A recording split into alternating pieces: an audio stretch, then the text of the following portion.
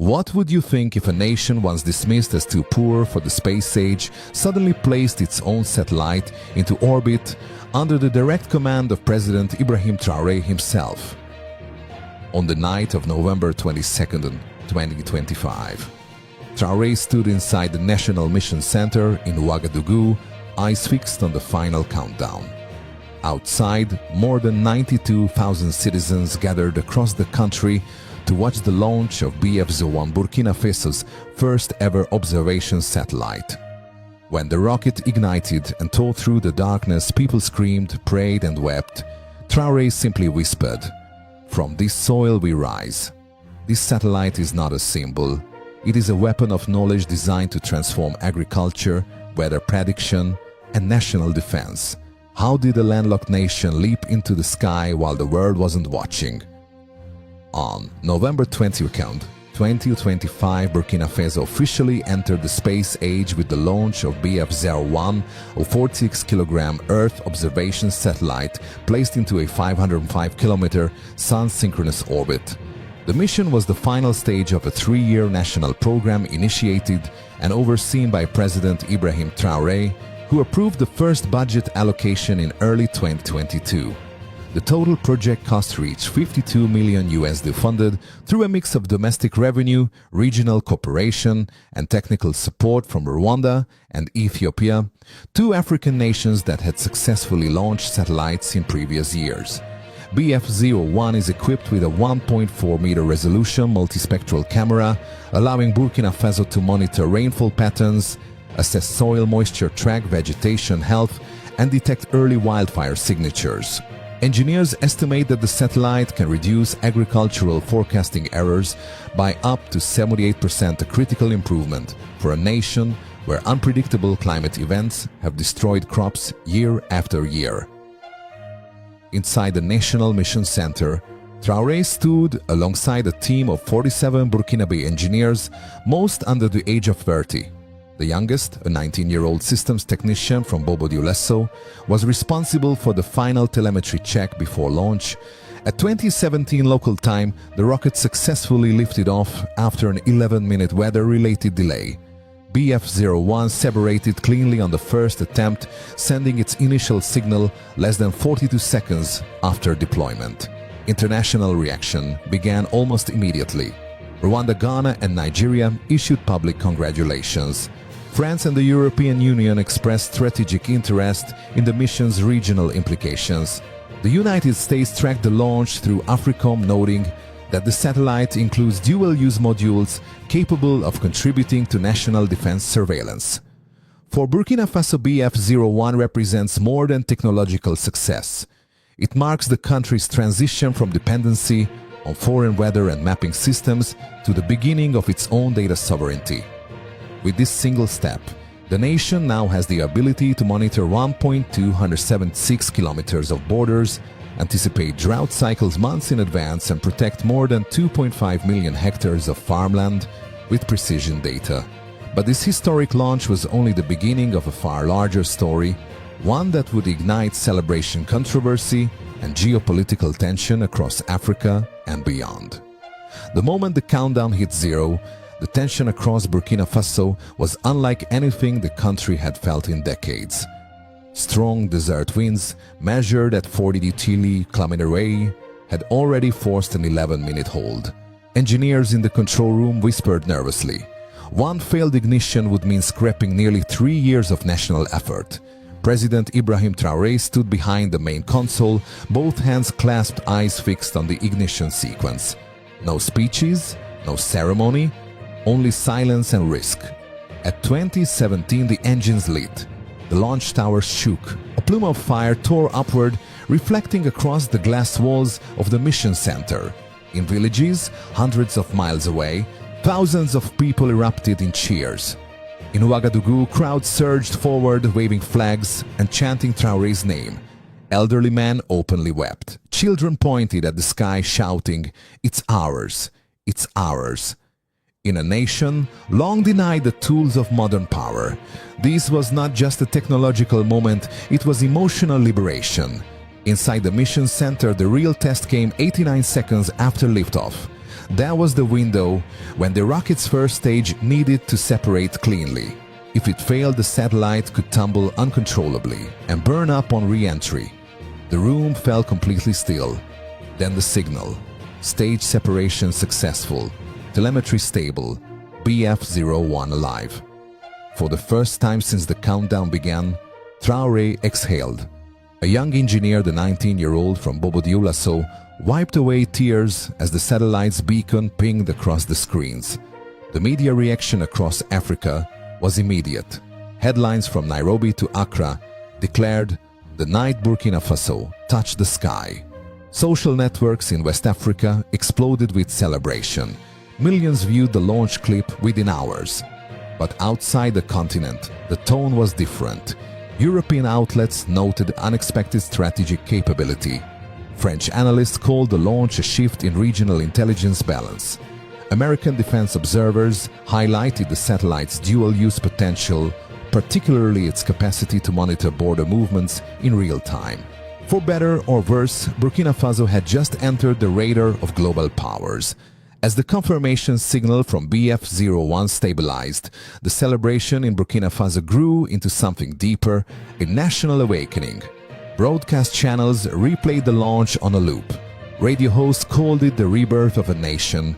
In Ouagadougou, citizens lit candles along the main boulevards, turning the capital into a river of flickering gold.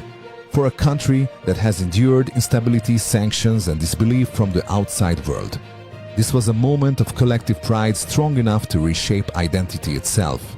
President Ibrahim Traoré addressed the nation briefly, his voice steady but charged. "Tonight, our children will sleep, knowing that the sky is no longer out of reach." Across Africa, leaders reacted quickly. Ghana's space agency praised the mission as a milestone that lifts the whole region. Nigeria's defense ministry issued a statement calling Burkina Faso's launch proof that African nations can develop sovereign intelligence capabilities without foreign oversight. Rwanda applauded the technical cooperation and confirmed plans for joint data-sharing agreements. But in Europe, the tone grew more analytical. French strategic institutes warned that BF-01 could shift intelligence asymmetry in the Sahel, allowing Burkina Faso to reduce reliance on European reconnaissance data. EU policy circles circulated internal memos expressing concern about the rise of autonomous African surveillance capacities. In Washington, the reaction was more measured but unmistakably alert. Analysts at the Center for Strategic and International Studies (CSIS) argued that BF-01 represented the most significant technological leap by a Sahel nation in 2 decades. AFRICOM released a brief statement acknowledging the launch and noting that regional stability will benefit from improved environmental and security monitoring, a diplomatic way of saying the US was watching closely. American commentators on social media expressed surprise, even admiration. Burkina Faso launched a satellite. That's not just progress, that's a statement. And the statement was clear: Burkina Faso was no longer waiting for permission to rise. It had taken its place among nations capable of commanding the sky. In the days following the BF-01 launch, the most immediate impact unfolded not in the capital, but in the farmlands of Yatengatapua and Hoet regions that have suffered years of unpredictable droughts. For the first time, Burkina Faso received real-time soil moisture maps, rainfall simulations, and crop stress indicators produced entirely by its own satellite. Agricultural planners estimated that BF-01 could reduce crop loss from climate anomalies by up to 38% per year, a figure that stunned local cooperatives. Farmers who once relied on instinct and tradition now had the kind of precise environmental data usually available only to wealthier nations. Government ministries responded rapidly. The Ministry of Water and Agriculture issued a directive rerouting 11 major irrigation schedules based on satellite readings. Reservoir managers used BF-01 atmospheric data to predict rainfall with nearly 5 times greater accuracy. Rural communities long isolated from national planning suddenly found themselves part of a digitally connected ecosystem, but the civil impact went beyond farming. BF-01's wildfire detection algorithms, set to identify heat anomalies within 4 minutes, allowed emergency teams to contain two separate brush fires near the Komoe forest, preventing what could have become catastrophic burns. Conservationists celebrated. For the first time, Burkina Faso could monitor more than 2.5 million hectares of protected land without depending on foreign agencies. Politically, the satellite became a symbol of sovereignty. Polling data from Ouagadougou University showed a 21% surge in national confidence, particularly among the youth. Public commentary praised President Ibrahim Traoré for daring to give the country a future rooted in data not dependency. Inside parliament, debates shifted dramatically. Lawmakers moved to create the National Space and Earth Observation Authority, formalizing Burkina Faso's entry into the space governance arena. Opposition critics attempted to question the project's cost, but public enthusiasm drowned them out. For millions of citizens, BF-01 wasn't just a satellite. It was proof that their nation could build, innovate, and defend itself without waiting for foreign validation. Burkina Faso had tasted technological independence, and once tasted, it could not be forgotten. Beyond agriculture and environmental security, BF-01 triggered a quiet but powerful restructuring inside Burkina Faso's national defense architecture. For years, the country relied heavily on fragmented intelligence from foreign partners, often receiving data too late to prevent border incursions or extremist movement. But with BF-01's 1.4-meter multispectral capability, the military gained a level of surveillance accuracy the region had never seen. Within the first week of operation, analysts detected unusual cross-border vehicle patterns near the northern Sahel corridor movements that previously went unnoticed for days. Using BF-01's thermal imaging, passive security forces were able to coordinate responses within 45 minutes, a massive improvement compared to the old response window of 6 to 12 hours. Military officials publicly acknowledged that the satellite had closed a gap that cost the country countless lives over the past decade. Politically, this strengthened President Ibrahim Traoré's standing. His administration began implementing a national doctrine known internally as the Sky Shield Initiative, designed to integrate satellite data into policing, forestry protection, disaster response, and counterterrorism. Ministries that once operated in silos were ordered to merge their data streams.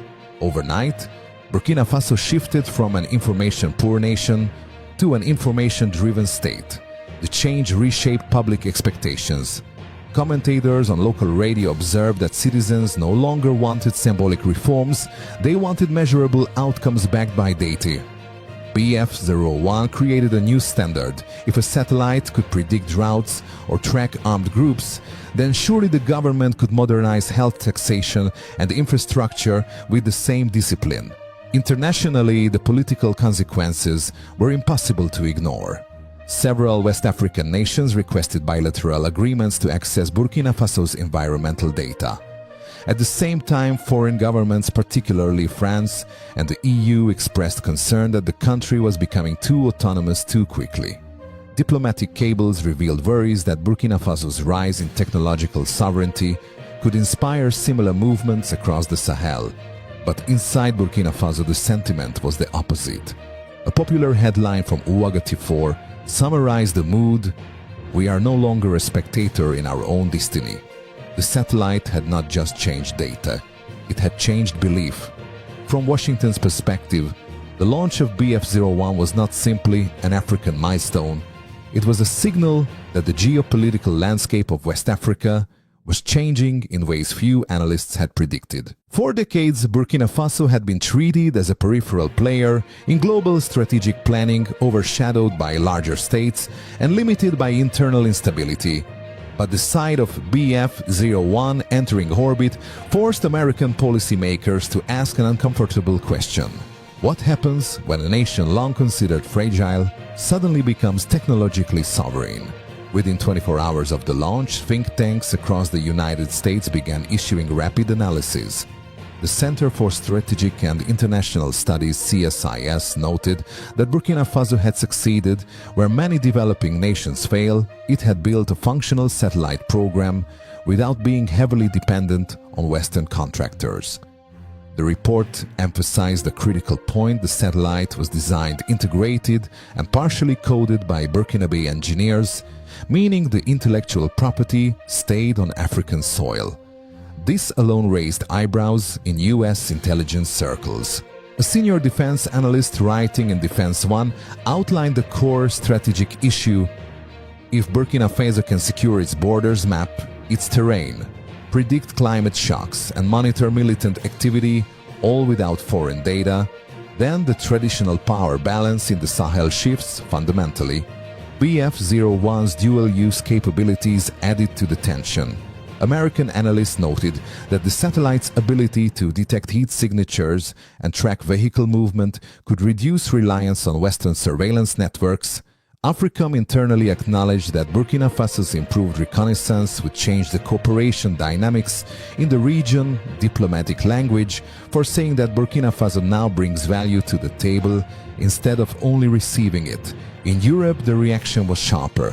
Several EU security journals described the launch as a recalibration of influence, hinting at concerns that African nations gaining autonomous intelligence capacity could diminish Europe's traditional role in Sahel stabilization. French commentators were even more direct, suggesting that the BF-01 launch under Ibrahim Traoré marked a strategic divorce from reliance on European military frameworks. But the Global South viewed the event differently. Across Africa, BF-01 became a powerful symbol of possibility. Kenya's Daily Nation wrote, "Burkina Faso has proven that sovereignty is not a dream, it is a decision." Nigeria's defense analysts called it a turning point for regional equity. And in Ethiopia, one of the continent's early space pioneers engineers publicly praised the mission as evidence that Africa's space sector was maturing faster than foreign observers realized. China, meanwhile, looked at Burkina Faso's achievement through a pragmatic lens. Their aerospace commentators noted that BF-01's success would likely accelerate Africa's participation in multilateral satellite programs. Though Beijing maintained public neutrality, private reports suggested that Chinese tech firms were already exploring potential partnerships for future Burkinabe missions, including the proposed BF-02 scheduled for 2027. For the United States, the situation required nuance. On one hand, the US recognized that the more stable data-informed Burkina Faso aligned with regional security interests, particularly in countering extremist movements. But on the other, Washington understood that the confident, self-sufficient Burkina Faso, operating without Western intermediaries, represented a shift in Africa's geopolitical identity. Public opinion in the US was surprisingly positive. Many older Americans, especially those who follow global affairs, respected the discipline, grit, and national pride displayed during the launch. On social media, comments reflected admiration rather than concern. They did this on their own. That's real independence right there. Good for them. Africa deserves leaders who build, not beg. These sentiments matter. They align with a broader trend. Americans over 40 increasingly value authenticity, sovereignty, and national dignity in global leadership. And in BF-01, many saw reflections of values they themselves respect. Which leads to the central question emerging in American discourse: is Ibrahim Traoré shaping a new model of African leadership, one that replaces dependency with competence and symbolism with measurable achievement? In Washington, analysts are beginning to say yes. In Africa, millions already believe it. And around the world, BF-01 is becoming more than a satellite, it is becoming a message. For weeks, international analysts believed they understood BF-01, a civilian Earth observation satellite built to strengthen agriculture, weather forecasting, and environmental security. But inside Burkina Faso's National Mission Center, a classified briefing revealed a detail that had not been shared publicly, and it changed the entire geopolitical equation. BF-01 was not just collecting data, it was interpreting it. Engineers confirmed that the satellite carried an onboard AI processing module designed by a small team of Burkinabe specialists trained in Kigali and Addis Ababa.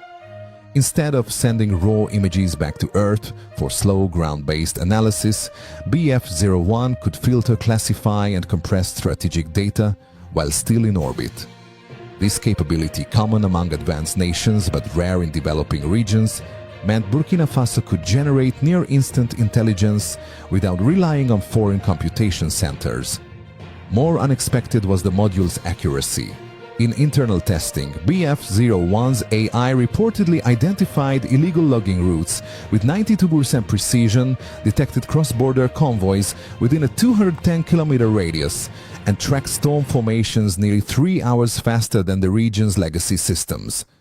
When this information reached foreign observers through unofficial channels, the reaction was immediate. A confidential EU memo described BF-01 as significantly more capable than expected. American analysts privately noted that the satellite's AI feature placed Burkina Faso a full technological generation ahead of several neighboring states.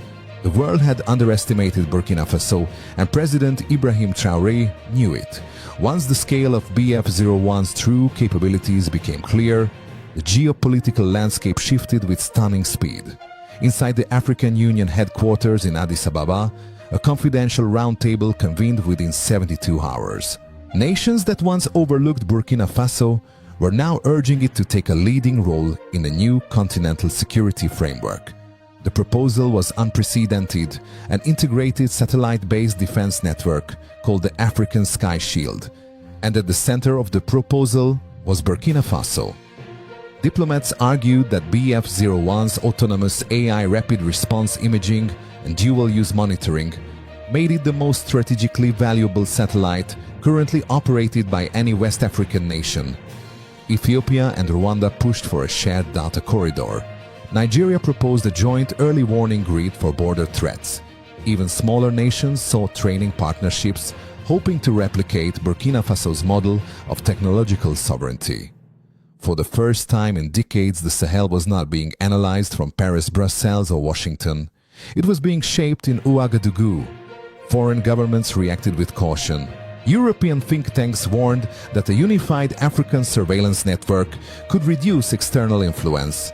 US analysts admitted, with a mix of surprise and respect, that President Ibrahim Traoré had positioned Burkina Faso as a regional power without firing a single shot.